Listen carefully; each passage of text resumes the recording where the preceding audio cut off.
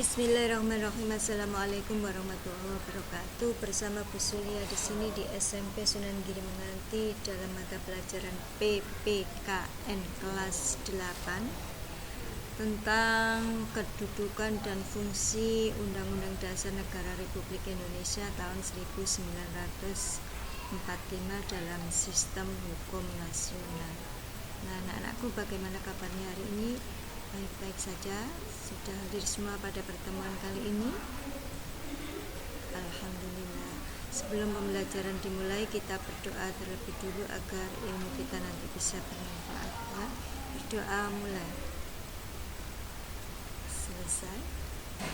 Pada pertemuan kali ini di bab 2 itu anak-anak ada 3 sub pokok bahasan.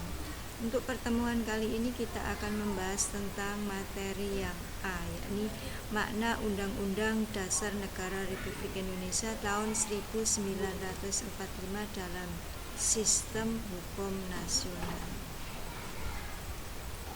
Tujuan pembelajaran kita pada pagi hari ini yakni menghargai makna dan fungsi UUD NRI tahun 1945 dalam sistem hukum nasional, kemudian mendukung kedudukan fungsi dan makna konstitusi negara serta peraturan perundangan lainnya sesuai dengan UUD NRI tahun 1945.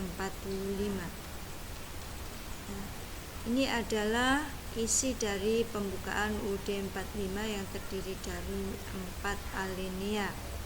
Ya, ini bisa kalian baca langsung di buku UUD 1945. Nah, makna UUD Negara Republik Indonesia tahun 1945 dalam sistem hukum nasional. Apa itu konstitusi? Nah, konstitusi itu berasal dari bahasa Prancis, yakni constituer, yang artinya membentuk. Bahwa konstitusi itu adalah hukum dasar yang dijadikan pegangan dalam penyelenggaraan suatu negara. Kalau ada yang bertanya, konstitusinya bangsa Indonesia itu apa namanya? Ya, konstitusi bangsa Indonesia itu adalah UUD 1945. Nah, ini ada beberapa tokoh yang sangat terkenal berpendapat tentang pengertian dari konstitusi.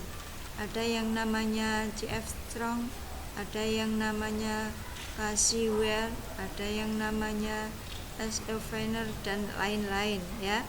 Casey Ware ini menyatakan bahwa konstitusi itu adalah seluruh sistem pemerintahan sebuah negara serta berbagai aturan yang membentuk dan mengatur pemerintah yang bersangkutan. Maksudnya di sini adalah negara itu sendiri. Nah, konstitusi itu anak-anak dibagi menjadi 2. Ada yang namanya konstitusi tertulis dan tidak tertulis.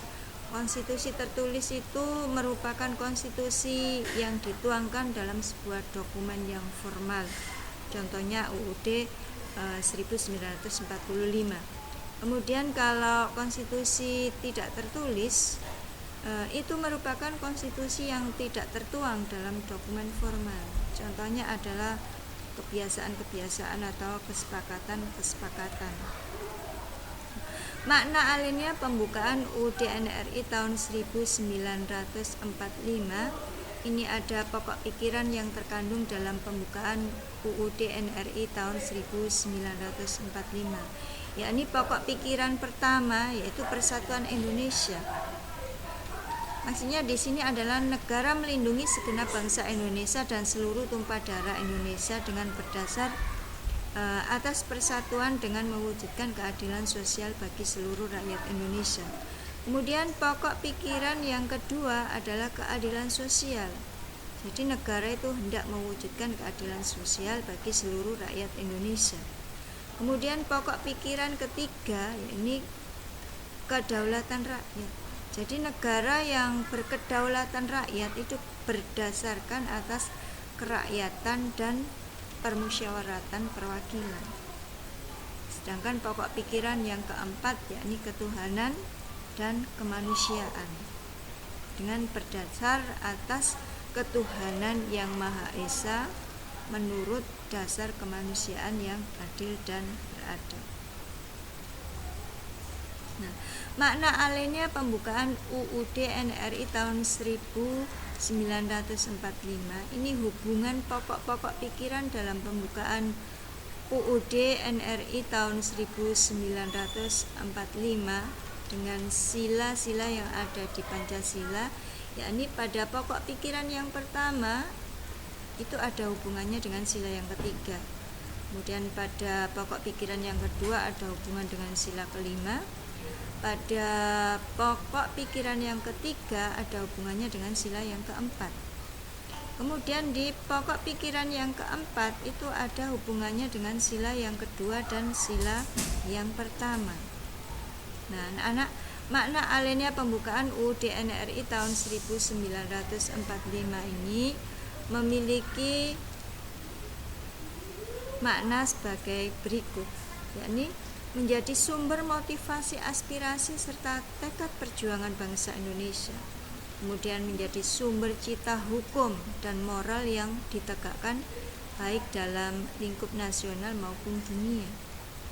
Kemudian yang ketiga adalah mengandung nilai-nilai universal. Universal itu adalah umum, yang dijunjung tinggi oleh seluruh bangsa di dunia. Kemudian juga menjadi sumber motivasi aspirasi serta tekad perjuangan bangsa Indonesia. Makna Undang-Undang Dasar atau Batang Tubuh itu merupakan perwujudan atau perincian dari pokok-pokok pikiran pembukaan UUD NRI tahun 1945 ke dalam bentuk-bentuk yang berupa pasal. Oleh karena itu anak-anak, setiap pembuatan peraturan perundangan harus bersumber dan berdasarkan pada pasal-pasal yang terdapat dalam batang tubuh tersebut. Nah, isi atau UUD 1945 ini terdiri dari pembukaan dan batang tubuh. Nah, di dalam pembukaan itu terdiri dari 4 alinea yang merupakan pokok kaidah yang fundamental atau sebagai norma dasar. Sedangkan batang tubuh itu tersusun atas bab, kemudian pasal, kemudian ada ayat, ada aturan peralihan dan aturan tambahan.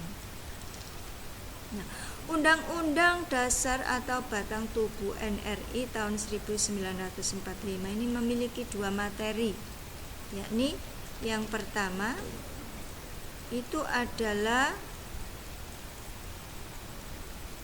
pengaturan sistem pemerintahan negara yang meliputi kedudukan, tugas, wewenang, dan hubungan antar lembaga negara.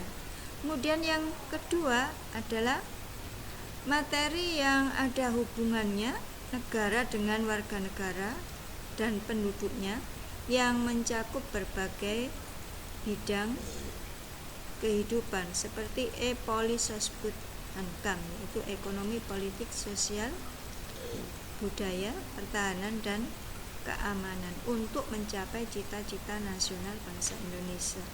Nah, anak-anak, demikian pertemuan materi pada kali ini ya. Nanti kalau ada yang merasa kesulitan bisa tanya langsung di WA. Kemudian ada juga kuis yang ada di WA atau di Edmodo. Semoga pertemuan kali ini bisa bermanfaat dan kami akhiri. Wassalamualaikum warahmatullahi wabarakatuh.